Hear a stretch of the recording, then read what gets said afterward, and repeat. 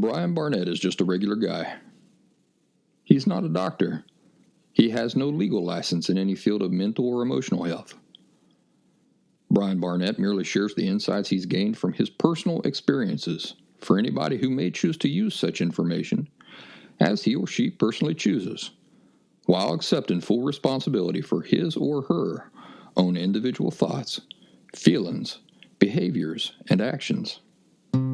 Brian Barnett assumes no responsibility whatsoever for anybody's individual choice to expose himself or herself to any information that Brian Barnett shares. And by listening to this program, you're acknowledging that you, and only you, are responsible for your own thoughts, feelings, and actions. Test, test, test. Test, test, test. Happy Thursday, everybody. Welcome back to The Last Symptom. This is Brian Barnett, the creator and host. Hope you're all having a wonderful, wonderful week. And I hope you all have a wonderful weekend to come. The main topic for this week, and it's my request, is what do healthy relationships look like? Been wanting to talk about this for a while, and it's going to be an interesting topic to discuss. Last week, we talked about how I've always worked with the assumption that there's a pretty simple solution to most things, and if I can't see it, or if it's too much of a struggle, well, then it's only because I haven't sat down and thought about the thing enough until I see the solution. And I told you that currently I was trying to get my schedule in balance so that I could make room for all the various last symptom things I wanted to do and get them out consistently at the right times. Well, I think we're there. I mentioned this in a kind of a miniature weekend recording that I posted here on the Last Symptom podcast, but I reckon it's worth mentioning again. The Last Symptom weekly podcast will now consistently be published by 6 a.m. Thursday mornings. That's New York time or Eastern Standard Time. There's also this new resource that I've been making available, and that's these daily condensed video insights that I publish only to the Locals platform, and I call those orange slices. So the daily orange slice videos are published daily at 11 a.m. So, like I said just this past Saturday, that ain't too bad for 2 free resources, is it? To know precisely when you can expect them. The Last Symptom podcast, again, you'll be seeing that 6 a.m. Thursday morning, and I made it that way for people who commute to work. And the daily orange slice videos, published daily at 11 a.m. Of course, the daily orange slice videos only published to the Locals platform. So you can find those by going to thelastsymptom.locals, LOCALS.com, or you can just download the locals.com app, which is really slick and clean and user-friendly. And then you just look up the Last Symptom community there. Not going to tell you yet my secret of how I've made all this work, but for now I'll just say it wasn't that hard. It was like getting those box springs up the stairs that I told you about last week. It only required a bit of thought, and presto, practical solutions began to appear. I want to make a special thank you to a couple folks who recently added a couple of new iTunes reviews to the Last Symptom podcast. And I appreciate this so much every time it happens, but more so lately. Here's a couple of the reviews. I wanted to read them to you, and of course I don't know who these folks were that wrote these reviews, but I appreciate them so much I wanted to express my gratitude here. The first one's from the U.S. It's the title of the review is The Real Deal. It says, I've been following Brian's work for about 1.5 years since my BPD diagnosis, and to say it has been life-changing is an understatement. He's incredibly insightful and focuses on the root causes so you can address the real problems rather than just putting a Band-Aid on the symptoms. It's a very different approach than the mainstream, but you really can be free of your emotional disorder if you keep an open mind can appreciate frank, honest discussion of how your perspectives and attitudes and the source of them are keeping you from true emotional health and are willing to put in the time and effort to change them. Highly, highly recommend. What a beautiful review, and I really appreciate the sentiments expressed throughout it. Of course, that person starred this program as the highest that they possibly could, as did the next person from Australia. This review is titled "The Single Most Helpful Thing I've Ever Discovered for Emotional Health."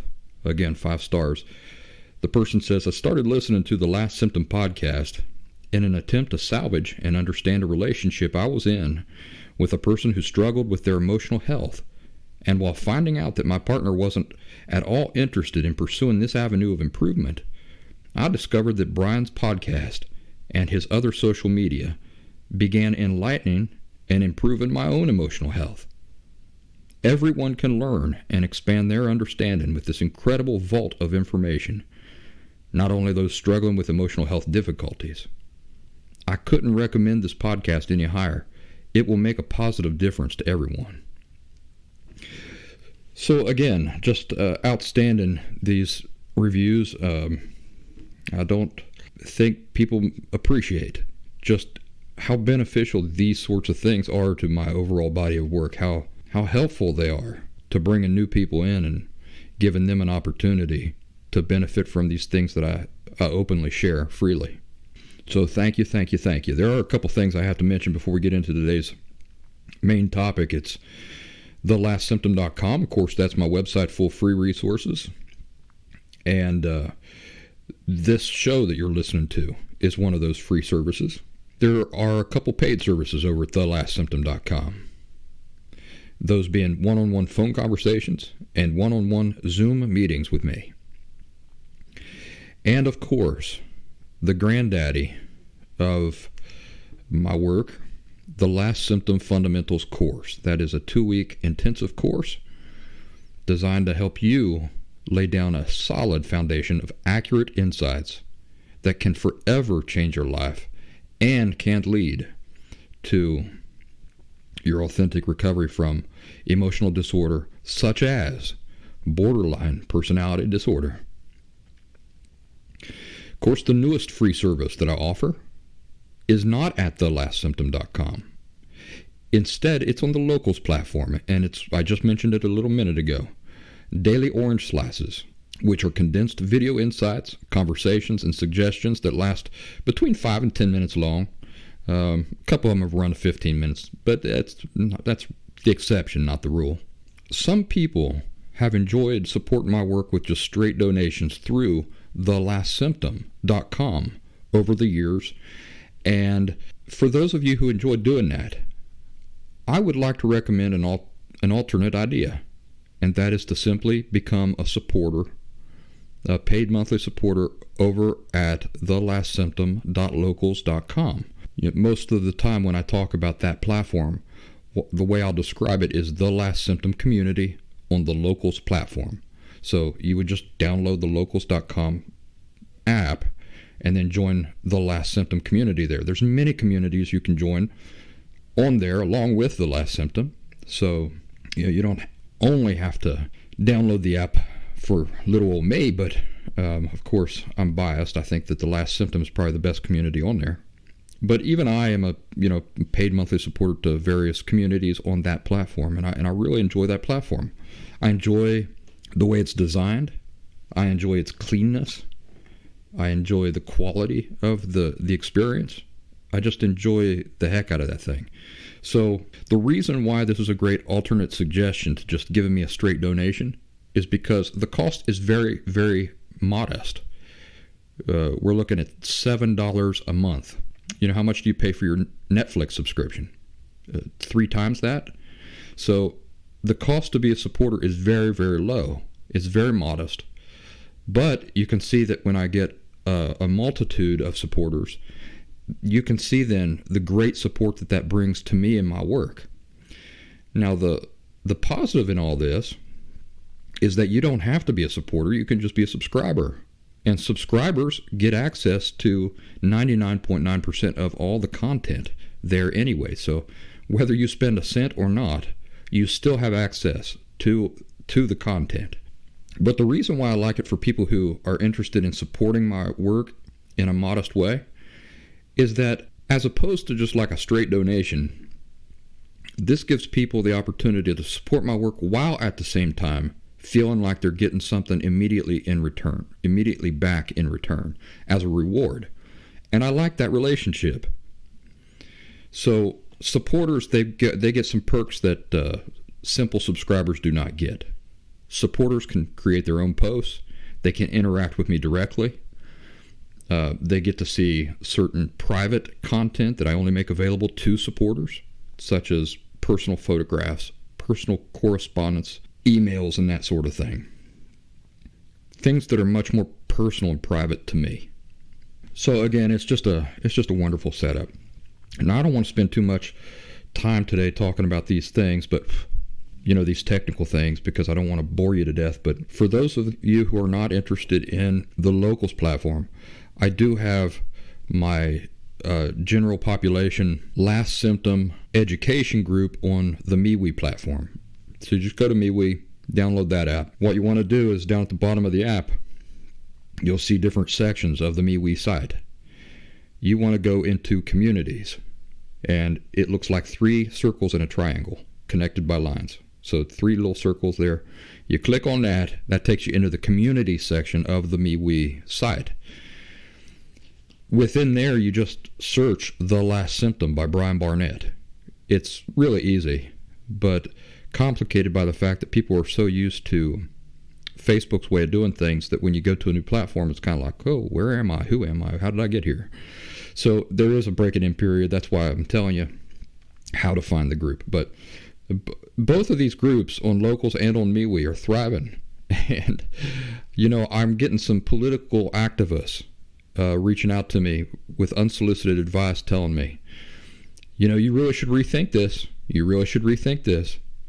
Well, what I don't think they understand is that there's nothing to rethink. I've already got plenty of support.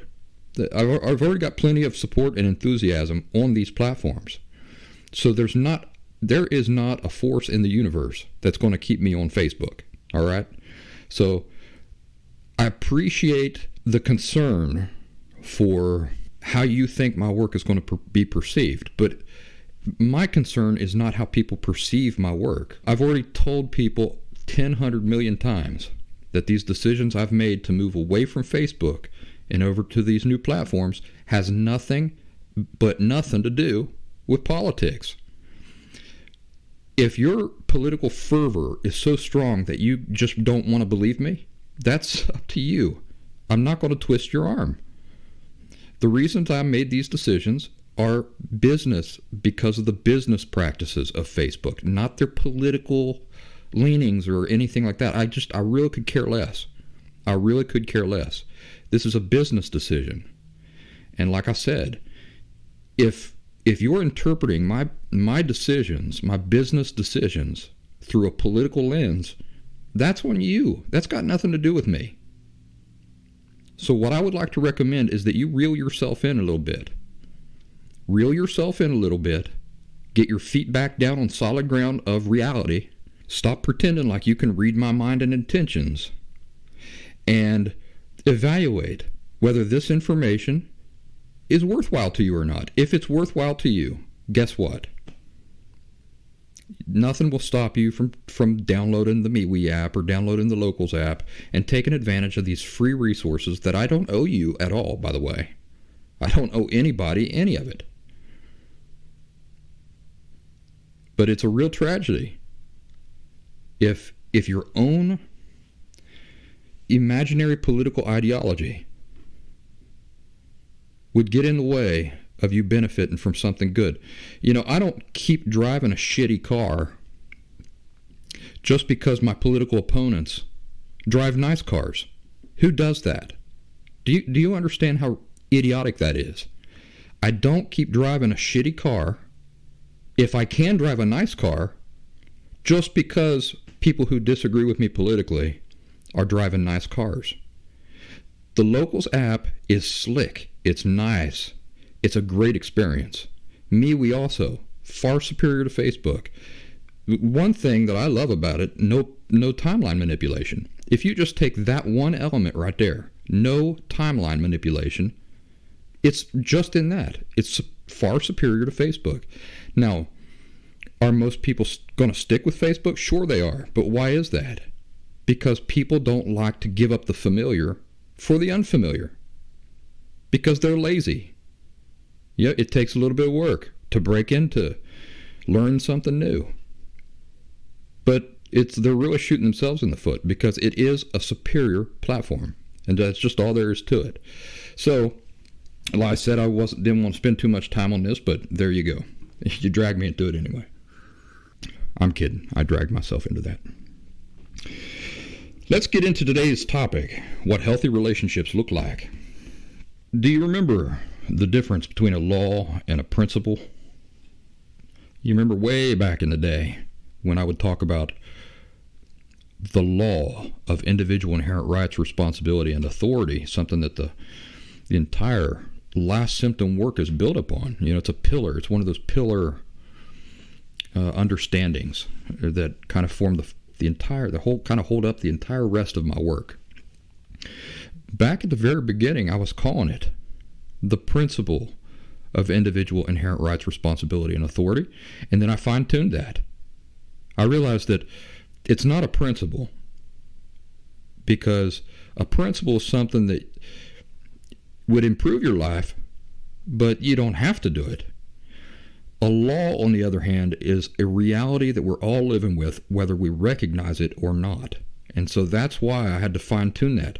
The law of individual inherent rights, responsibility, and authority describes something it's just true in your case, whether you know it or not.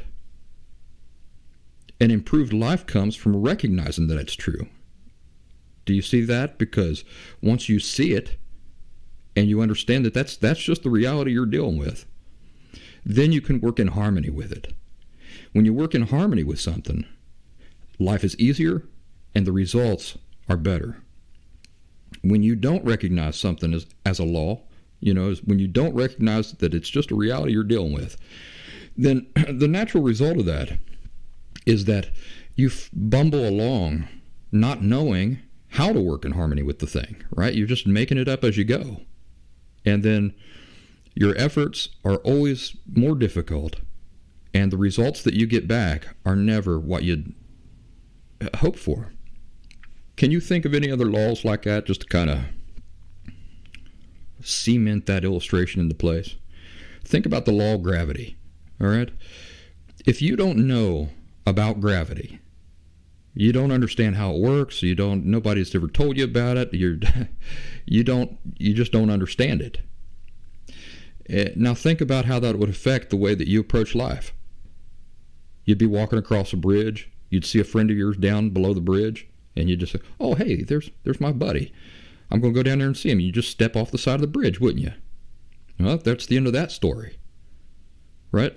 When you don't understand a law, or you don't appreciate it, or see that it's just there, whether you like it or not, then you don't work in harmony with it. But a person who knows that gravity is a real thing, the law of gravity, you see your friend down at the bottom of the bridge, what do? You go searching for some stairs, right? Or you go searching for a path that'll lead you down to your friend. You do that because you want to work in harmony with the law. That's what searching for the path is. You're making a decision in harmony with the law, the reality that you're dealing with. Well, it's no different when it comes to emotional health. So you've got the law of individual inherent rights and responsibility and authority. Most unhealthy people don't even realize that exists. So they're like the person, just step off the side of this bridge here because I don't understand anything about gravity. I don't even know what gravity is. Wile E. Coyote. So let's set down some laws, right, when we're talking about healthy relationships and what they look like. Number one, now these are all laws governing relationships. Emotionally healthy people don't get into committed relationships with emotionally unhealthy people. It doesn't happen. So when I have a partner that comes to me, my husband, he's so emotionally unhealthy. Well, I assume you are too. Because unless you've done the work over the course of that relationship to get healthy, the whole reason you two are together is because you're both unhealthy, not just him or not just her. Number 2, if even one person in a relationship is unhealthy, then the whole relationship itself is unhealthy. Now, before I talk more about that, let's mention number 3. Individually, one unhealthy partner in a relationship might do work to become emotionally healthy, and the person might actually achieve this. There's nothing stopping a person in an unhealthy relationship or who's living with another person who is also unhealthy. There's nothing stopping that individual from doing the exact same work that I did to rid myself of borderline personality disorder, and then thereby experience true emotional health myself. So you can see how that could happen in a relationship. You get married, you've been married for 20 years, and then one person says, I've had enough of this unhealthy stuff, I got to figure this out. And then she or he does the work, and they get healthy. The person, the individual, not the couple, but the individual does. But it's important to realize that this does not make the relationship healthy. One person becoming healthy who's in a committed relationship with an unhealthy person, that person's health does not make the relationship healthy. It just means that that individual is healthy. So let's go back to number 2. You remember what that was? I said that even if one person in a relationship is unhealthy, then the relationship itself is unhealthy. Got to think of the relationship like a third person. So there's you, there's your partner, and then there's the relationship. And I like to think of the relationship as kind of like a cloud that you're in, or like a big bubble that you're in. We'll talk about that here in a minute. Number 4, there are legitimate reasons why people who are now emotionally healthy would choose to stay in emotionally unhealthy relationships. Now, before we move on here, why do I say that even if one person is just the healthiest person in the world, living in a committed relationship with an unhealthy person, why can the relationship itself not then be healthy? Because you can't have a healthy relationship when you've got one partner in that relationship living with unhealthy views and perspectives and attitudes. That's what emotional unhealth is. It's emotionally unhealthy attitudes that have never been addressed, never been identified and straightened out. And an individual has to do that for himself or herself. The partner can't do it for you. What do healthy relationships require in order to be healthy? Well, they require healthy attitudes about things like feelings, the nature of feelings, self, and life. It doesn't matter if one person within a relationship has accurate, healthy attitudes and perspectives about feeling self and life if the other person does not. It's, in terms of the relationship, the health of the relationship. Because the person can't give you then, the unhealthy person can't give the relationship what a healthy relationship requires. So back to number 4, there are legitimate reasons why people who are now emotionally healthy would choose to stay in that emotionally unhealthy relationship. Can you think of any? Well, one reason is that in certain specific circumstances, it might actually be what's best for your children. Your question might be, well, won't the unhealthy person just totally ruin the children? Not if they have one healthy parent, because the one healthy parent can offset and provide an accurate, healthy education for the children. In other words, they're the counterbalance to all the emotionally unhealthy messages that are coming from the other parent. So if you've got one healthy parent, then the children are not doomed to a future of deep discontent and unhealthy misery. Think about what a separation does when you've got a separation or a divorce, when you're in a relationship and you got children.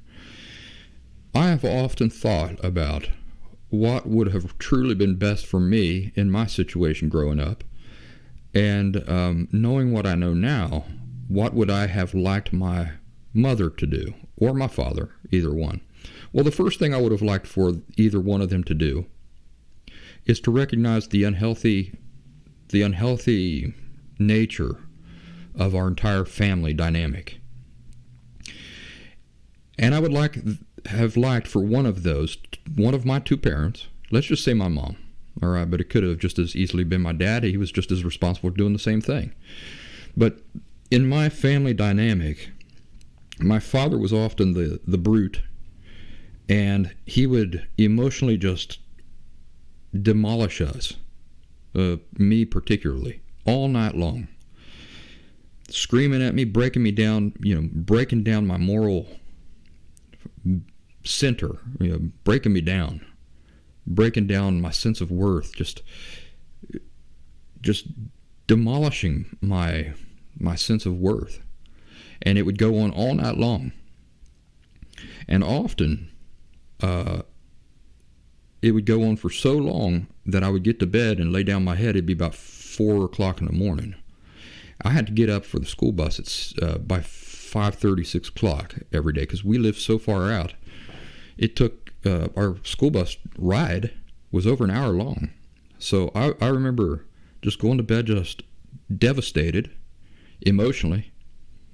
I'd lay my head down on the pillow, and the next thing I'm standing out at the bus stop, just dead, just exhausted. Because that type of attack on you, those sorts of attacks on your worth and your value as a human being, they just demolish you. I'm looking for the words and they're not coming to me. It just utterly demolishes you. It completely exhausts you. And I'd go to school that way many, many times, just emotionally demolished. So my father was the one who would do this, and my mom was the one who I would then run to, and she would give me comfort after these things happened. And you might think, as I did, that means that he's the bad guy, she's the good guy. But do you see that there was no good guy? There was no good guy. They were a team. They were a team. Because her remaining with my father is what supported his ability to do this to me at all. At any time, she could have taken me out of that situation, or she could have set down boundaries and said, this will not be tolerated. This will not be tolerated. She never did that.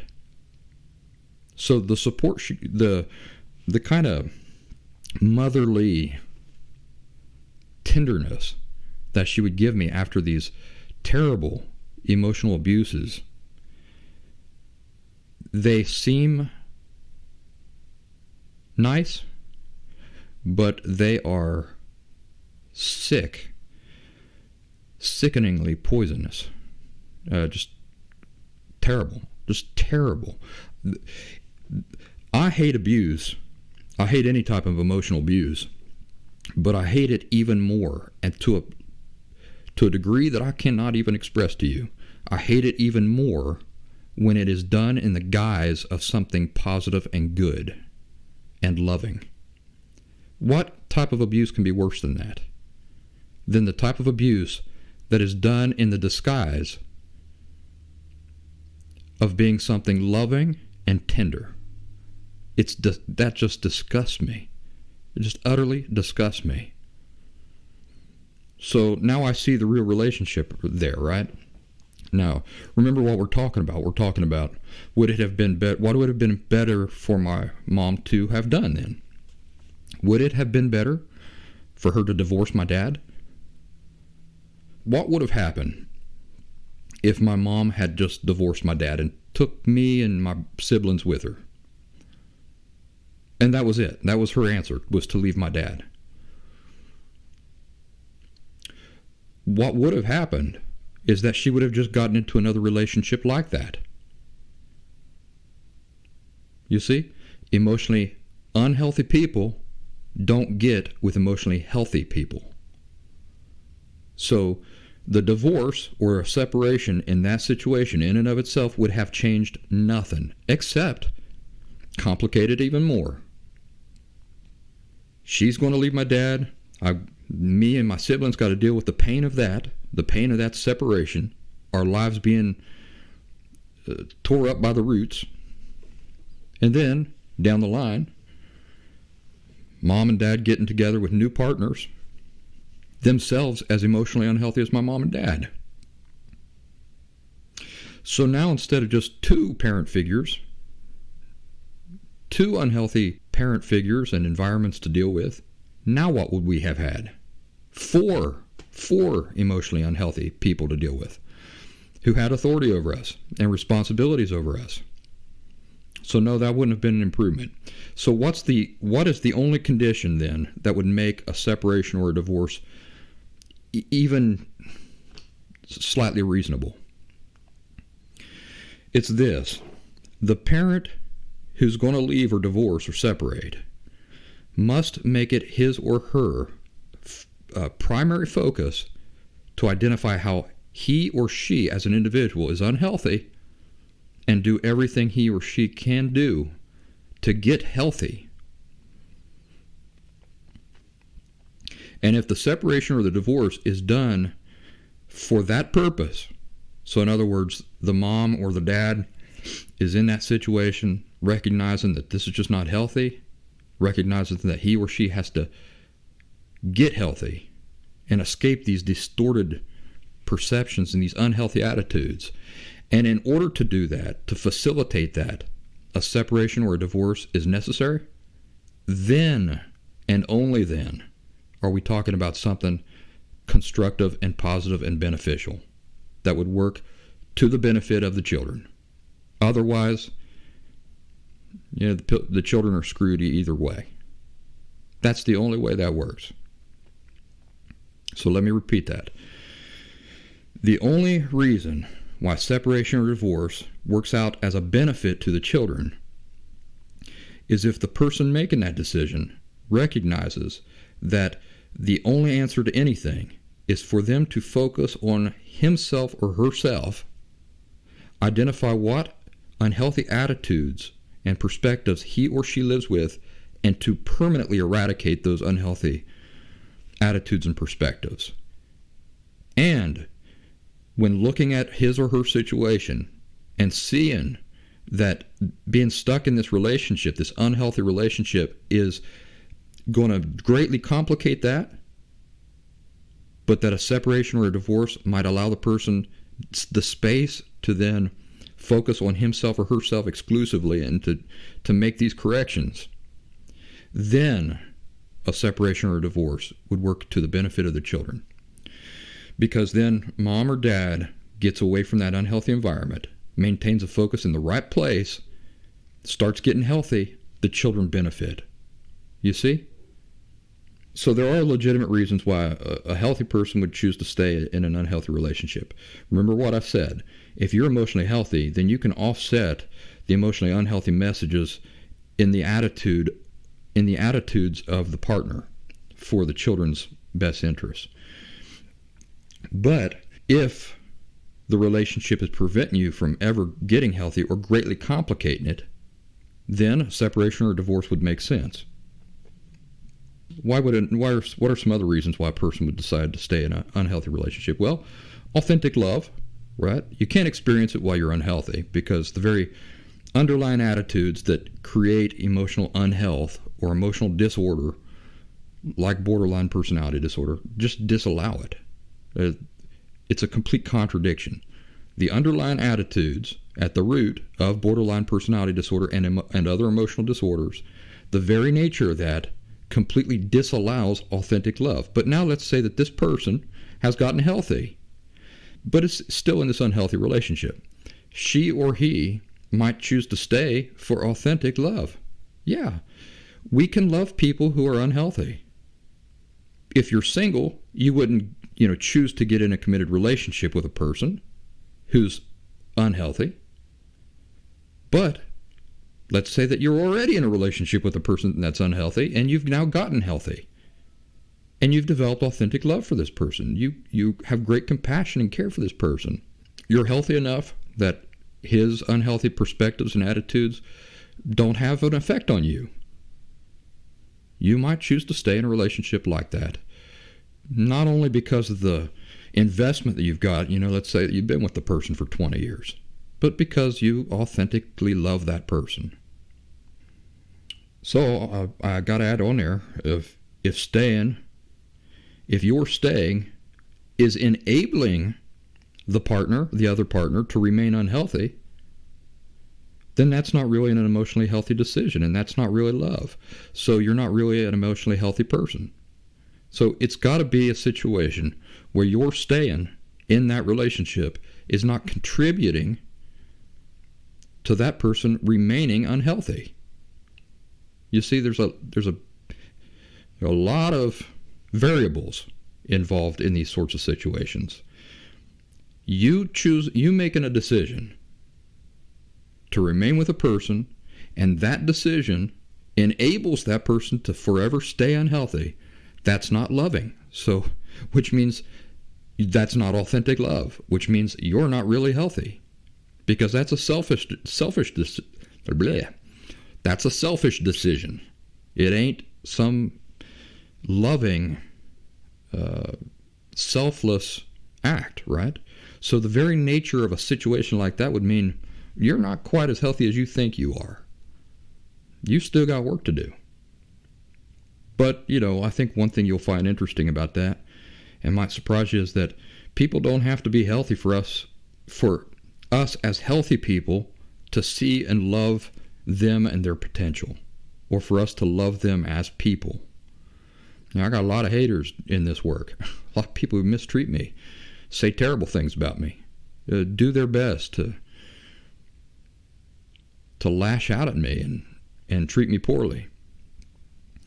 I bear no ill will toward those people. So I hate what they're doing. I hate that they are apparently happy being emotionally unhealthy and would rather spend their time in these totally non-constructive ways rather than use that same energy to get healthy. But, it's their lives. As people, I care about them. And in some cases, I care about them very much. I don't tolerate their unhealthy attitudes and their behaviors. I hate those attitudes. I hate those behaviors.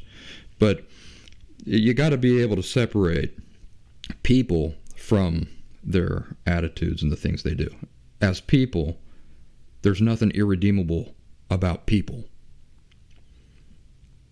Let me give you an illustration about a bridge. Now, I learned this from a very, very intelligent person who I admire very, very much, and she shared this with me right before she divorced me. She said a healthy relationship is like a bridge. Imagine you've got a support column on one end, and you got a support column on the other end. And then in the middle, you got the bridge, don't you? That span that spans between the two support columns. Here's why you can't have a healthy relationship if even just one person is emotionally unhealthy. The other person might be as healthy as can be. It does not make the relationship healthy. And it can be illustrated by that bridge. Now, you imagine if I told you, you go on and drive your car right on across that bridge there. But before you do, I want to tell you something. One of these support columns is crumbling and failing and could collapse at any time. But the span itself solid as a rock. And the other support column, solid as a rock. But you go ahead and drive your car across there. Trust me, it's just one support column is just terrible. It's just falling apart. It's not in good shape. Would you drive your car across that bridge? And if not, why not? You wouldn't do it because just one column being unhealthy compromises the entire bridge, doesn't it?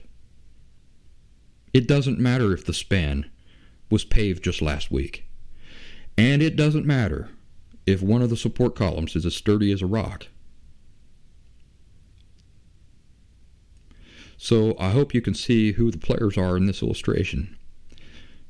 The support columns represent the two individuals in a relationship, and the span itself represents the relationship.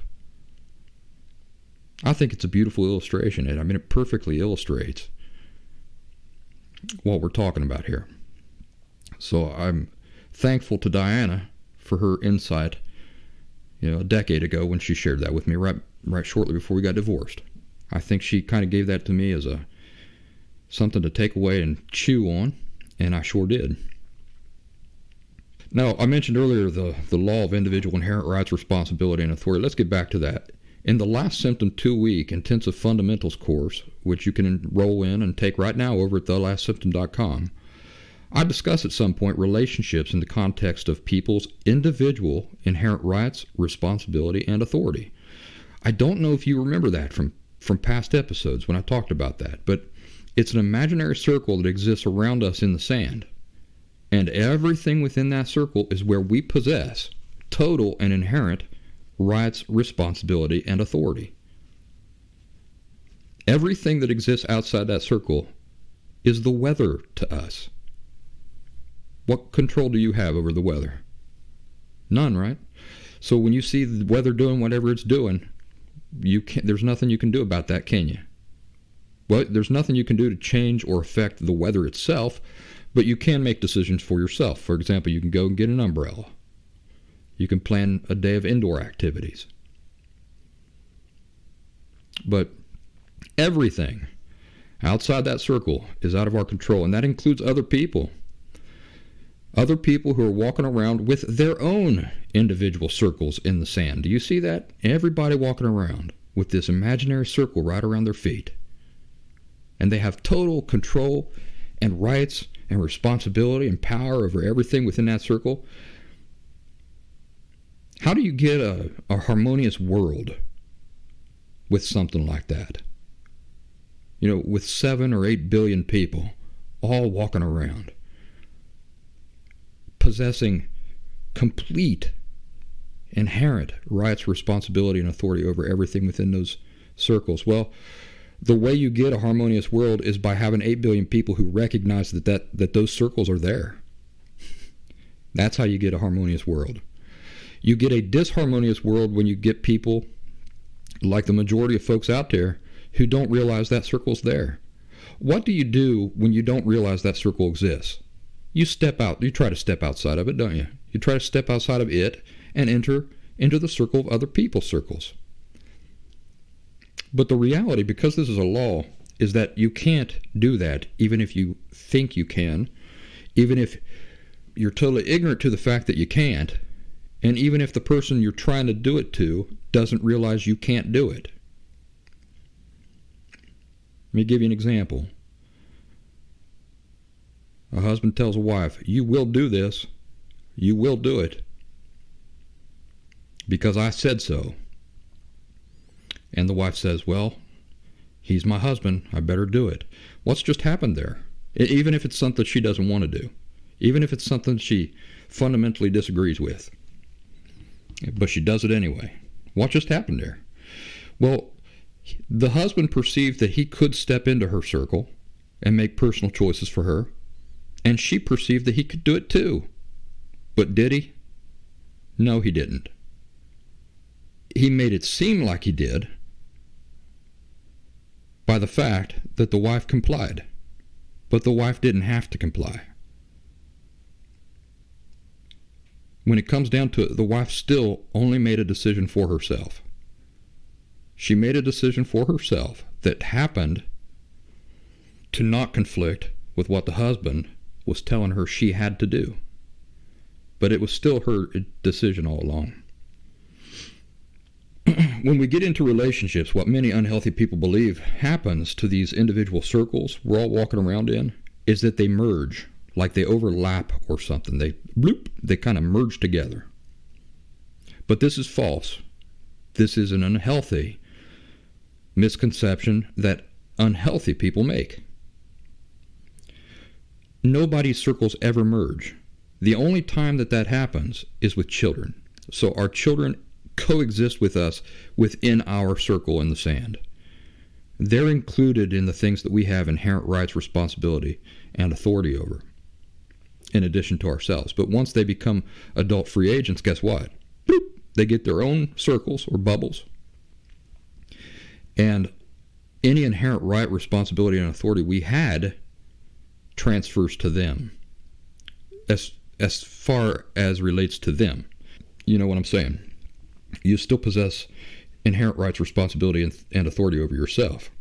Also, these rights, responsibility, and authority that we have over our children, they are limited. They're limited in time, and they're limited in scope. In other words, we don't have total inherent rights, responsibility, and authority over our children. And it's not indefinite. So there's a time limit on it, and there's a limit to the extent to which those inherent rights, responsibility, and authority apply. We can't just treat our children any way we wish. And the responsibilities and the inherent rights, responsibility, and authority that we have over our kids come with grave responsibility. It's a little different than the ones we have over ourselves. What we possess over our own selves is almost limitless, and that's not so with the ones that we possess over our children. Back to this thing about our circles overlapping with other people. Yeah, there's a lot of people say, well, I got married, so now that we're married, our circles overlap. No, that's not what happens. The circle containing you as an individual and all of your individual inherent rights, responsibility, and authority within it cannot merge with somebody else. Think about what we're talking about. We're talking about inherent rights, responsibility, and authority that belong to you as an individual person. How can adult free agents have inherent rights, responsibility, and authority over another adult free agent? They can't, and they don't. If you believe that this is possible, you're missing the meaning of the word inherent and why, as individual adult free agents, we possess these rights, responsibility, and authority over ourselves and our lives at all. It's true that you make vows at your wedding and that there are expectations upon you. But there is no force in the universe that will make you adhere to your vows. And the only reason any expectation coming from other people can possibly hold any sway over you at all is because you yourself give it sway. If at any time you choose to walk out the door for any reason whatsoever, by the way, it doesn't even have to be a good reason. You know, good, I say in like air quotes. Good reason from the perspective of anybody else. At any time you want to do that, no force in the universe will stop you. Now, I used to say that no force in the universe could stop you. But if you're a God-fearing person like I am, then obviously God could stop you. But he just doesn't. And why doesn't he? Why doesn't God step in and stop you? Because of the law of individual inherent rights, responsibility, and authority. Yes, even God recognizes and respects your free will to make any decision for yourself that you want to. He will not step in and prevent you from doing it. If even God can't lay claim to your individual inherent rights, responsibility, and authority, who can? Honestly, who can't? Your husband? Give me a break. Give me a break. You could divorce him tomorrow if you want to. You don't have to do anything. You're doing it because you're choosing to do it. Of course, this is not to say that God isn't making evaluations about you depending on how you choose to use these inherent rights, responsibility, and authority. And it's also not to say that there won't ever be any consequences if you choose to exercise them in ways that don't please him. It's just that he won't interfere in your making those decisions. Still, for those of us who believe in God, and I know that many of my listeners don't, so I don't want to go overboard with this, but it's still quite powerful to me that these individual inherent rights, responsibility, and authority are so inherent that they are so set in law, just the way that the universe works, that not even God himself interferes with them. He wants to see how you choose to use them. So, getting away from the God talk. If we're all walking around in these individual bubbles, and within these bubbles we have complete and total individual inherent rights, responsibility, and authority over everything inside them, and if our bubbles don't merge with other people's bubbles when we get into committed relationships, then what does happen? What happens is that a brand new bubble forms around the two of you.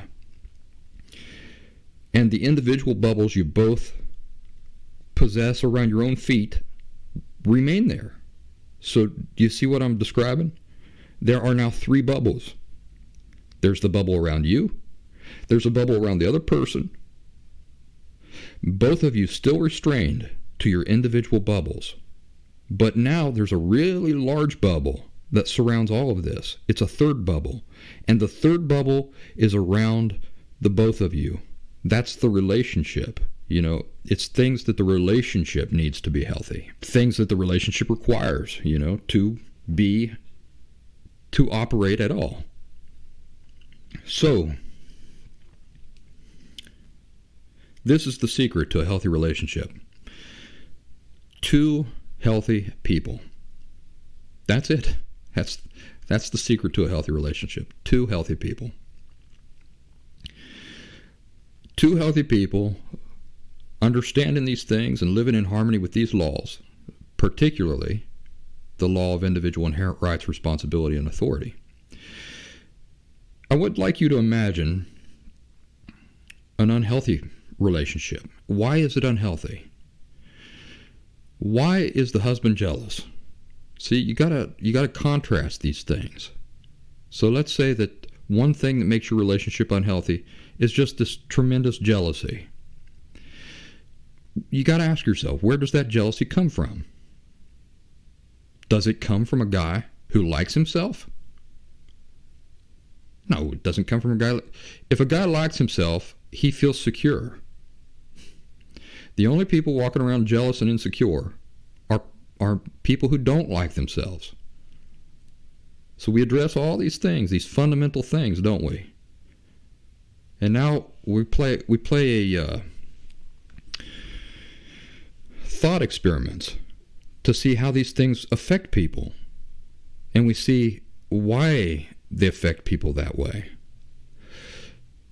So you don't only get jealousy from a person not liking himself, although that is at the root of it, but also you get it when a person does not recognize or respect the law of individual inherent rights, responsibility, and authority. When do you get a controlling partner?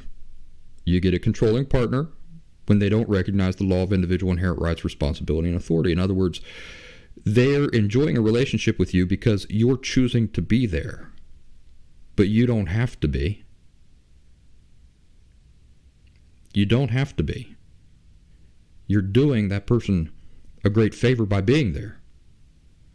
Now, if you understand that and you appreciate that, how does that make for a healthy relationship? Well, think about it the way that a person interacts with you when they understand that. When they understand they don't have any inherent rights, responsibility, and authority over your individual life, over your individual self as a person. How would that attitude affect a person's dealings with you? Would they be making demands of you? Would they be perceiving that you're a child? Would they be treating you like a child? Putting down unreasonable expectations on you? Making demands of you? Getting angry with you for being a person? Let's look at a healthy person. Let's step in. Let's kind of drop in on a healthy family. It's like you and I were just going to peek in their kitchen window. And they're sitting there chowing down on supper. Oh, honey, the squirrel you cooked up for us is delicious. Why, thank you, Bob. And we're just looking at them, and we start seeing how they treat each other with respect. The wife goes to do something that the husband doesn't particularly agree with. How's he going to communicate that he doesn't agree with that? He's going to jump up screaming and yelling, "You can't do that. I'm your husband." Of course he's not. If he views her appropriately as a person, he's not going to do that. If he understands the law of individual inherent rights, responsibility, and authority, he's not going to do that. He's going to say, "Well, honey, I personally would not make a decision like that. But, you're going to do what you're going to do. And I'll try to support you the best way I can." See how healthy that is. The husband says, "I've got this late thing I got to do after work, honey. And I think it's really important for me to stay after work and do this, so I'm going to do it, okay?" And she says, "Well, I had plans for us tonight, but I guess you're going to have to do what you got to do. I don't have to like it, but I'll respect your right to make that decision." Also, she wouldn't get jealous, would she? No, because she's a healthy person, right? The fact that both of the partners are healthy means that she's healthy, and as such, it means that she loves herself as an individual, as a person. It means also that Bob loves himself personally as a person. They each love themselves. How does that translate into a healthy relationship? Well, not a lot of jealousy between two people who genuinely love themselves. There's security in that. And when you get two healthy people in a relationship, then the relationship has security. Bob says, if she's going to cheat on me, then she's just going to do it. I got no control over her as a person and her decisions, her individual decisions as a person, as an individual. But I hope she won't. But she has a right to do that if she's going to. If she were to do something like that, well, then I would have to make this decision for myself. Just like the weather. Can't control her, but I can make decisions for myself. Leads to security, respect, not getting bent out of shape over small things. How about an argument? Let's say two healthy people get into an argument, because that does happen. So two healthy people in a healthy relationship get into just a dinger of an argument. And the wife, in her anger, says she's going to do something that the husband just does not want her to do, and he disagrees with it just wholeheartedly. How is he perceiving that situation? I'm going to make sure she doesn't do that. No, not if he's healthy. If he's healthy, he says, well, she can do anything she's going to do as a person, individually. She can make any decision for herself that she wants to, just like I can. So he doesn't fight against something like that. Instead, he kind of rolls with it. That's a healthy relationship. Let's say that the husband, he just feels like in this argument, the wife is just not being reasonable. Her emotions are all, ramped up and everything. She's just not being reasonable. Well, as a healthy person, he'd probably say, well, we're not getting anywhere in this discussion. My emotions are ramped up. Her emotions are ramped up. She probably doesn't mean half of what she's saying, just like I probably don't mean a lot of what I'm saying right now, because I just really can't think straight with my emotions up like this. So what I'm going to do is I'm just going to make a decision for myself. I'm going to go take a walk. And he would say, "Hun, we're both pretty upset right now. So what I'm going to do is I'm just going to take a walk. I'm going to cool down. When I come back, we'll talk about this." That's a healthy relationship. What is the opposite? It's two people just swiping at each other nonstop, getting nowhere. Emotions ramped up. Nobody's listening to nobody else. They're just blah, blah, blah, blah, and just taking swipes at each other, verbally or emotionally. Wasting their energy for hours on end till the cops get called. Or until they've both said things that are so stupid and so mean that there's just no taking it back. You really got to get down to the root, the foundations that both types of people are working on. What are they working with? Where's their mind at when they're saying these things, when they're dealing with the other individual? Where's it all coming from? It's all coming from something. It's coming from a foundation of attitudes, perspectives, perceptions, thinking. Is that thinking accurate? Is that thinking healthy? Is that thinking clear? If you just want a wonderful, thought experiment, just sit around and imagine these situations with people. Is a man who is at peace with himself. He's at peace with himself. He genuinely loves himself. Flaws and all. The flaws he can fix, he is quick to identify them and fix them. The ones he can't fix, they're just part of being him. They're just part of being an imperfect person. He's come to peace with those. He's embraced them as just being part of being a person. Is that man cruel to his children? No, he's not.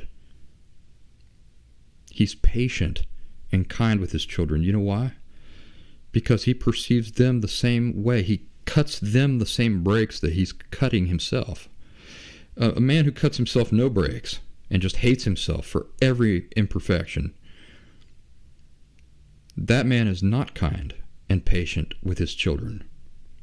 He's bitter with life. He takes his bitterness and dislike and unhappiness with himself out on other people, his wife, his children. Yeah, so many things in recovery are counterintuitive like that. You'd think that a person who hated himself would be kind to everybody because he appreciates so much having them. He doesn't feel like he deserves them. But that's not what happens.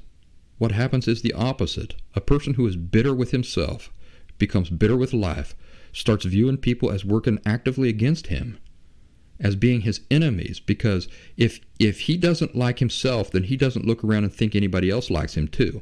Because where does not liking yourself come from? It comes from perceiving yourself as unlikable. Unlikable. It means that you can't be liked. Even if people try, they can't like you because you're not likable. So that person becomes mistrusting of the people around him. Even his own children and his wife. Gets insecure, feels like he could lose it all at any time. Now, he may not consciously understand this, but that's what he's walking around with. I could lose this at any time, and guess what? If I did, I would deserve that. But it's the person who genuinely loves himself, accepts his human flaws, and embraces them as part, as an important element of being a human in this world. That person becomes kind and patient with others because he recognizes that they're dealing with the same limitations and everything. And there's a lot of value in a person just trying, just in trying. There's tremendous value in that. Not succeeding, just trying. There's a lot of value in that. It says a lot of good things about a person. It it calls for a lot of compassion and affection. So there was more I wanted to say, but this show's getting pretty long. So we're going to stop right there for now. I hope that has given you an idea of what healthy relationships look like and why. Remember, to have a healthy relationship, you only get it with two healthy people. That's the only way it works. And people are healthy because they're at peace with themselves. They genuinely like themselves. They view themselves as likable and lovable. You get two people like that together, then they give each other the respect that each person deserves.